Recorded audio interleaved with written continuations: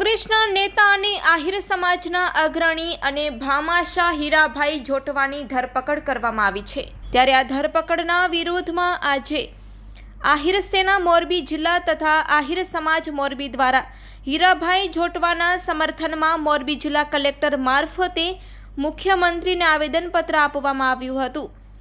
આહિર સમાજ અગ્રણી તથા સર્વે સમાજને સાથે રાખી ચાલનાર દાનવીર અને ભામાશાહ હીરાભાઈ જોટવા વિરુદ્ધ તદ્દન ખોટી તેમજ પાયાવિહોણી ફરિયાદ દાખલ કરવામાં આવી હોવાનું આહિર સમાજના અગ્રણીઓ અને લોકોએ જણાવ્યું હતું।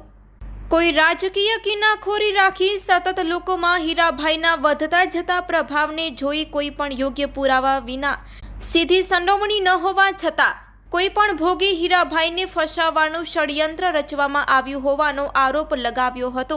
હીરાભાઈને ખોટી રીતે ફસાવીને આહિર સમાજનું રાજકીય નેતૃત્વ ખતમ કરવા માટે ષડયંત્ર રચવામાં આવ્યું હોય જે યોગ્ય નથી, તેથી તટસ્થ તપાસ કરવા માંગ કરી હતી। આમ સ્વયંભૂ આહિર સમાજે તેમની સાથે ઊભો રહેવાનું નક્કી કર્યું છે। ત્યારે આહિર સેના મોરબી જિલ્લા તેમજ આહિર સમાજ મોરબી દ્વારા હીરાભાઈ જોટવાના સમર્થનમાં આવેદનપત્ર આપવામાં આવ્યું હતું। Report by Shrikant Patel Morbi. હું મહેન્દ્રભાઈ કચોટ, આહિર સેના ગુજરાત કોર કમિટી મેમ્બર।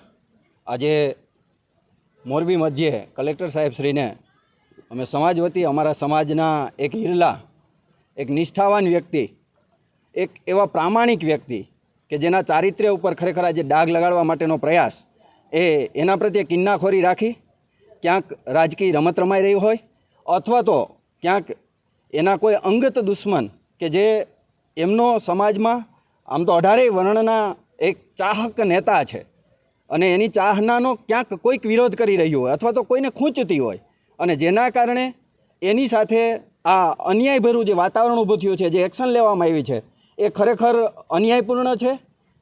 ભલે ભારતના બંધારણ, ભારતની ન્યાયિક વ્યવસ્થા ઉપર અમને પૂર્ણ વિશ્વાસ છે, તપાસના અંતે સત્ય સામે આવશે જ અને હીરાભાઈ અને એમનો પરિવાર એ સંપૂર્ણ નિર્દોષ છે એ સાબિત પણ થશે। પણ હાલની પરિસ્થિતિ ખોટી રીતે એને જે પરેશાન કરવામાં આવી રહ્યા છે એની સામે આહિર સેના વતી અમારો એ વિરોધ છે કે આવી અન્યાયપૂર્ણ પરિસ્થિતિ કોર્ટના દરવાજે જઈ ખરેખર વાસ્તવિક તપાસ ન્યાયિકપૂર્ણ રીતે થાય અને જે દોષી છે, વાસ્તવમાં જે દોષી છે એને સજા થાય એવા પ્રયાસો છે એ થાય એ માટેની અમારી રજૂઆત છે।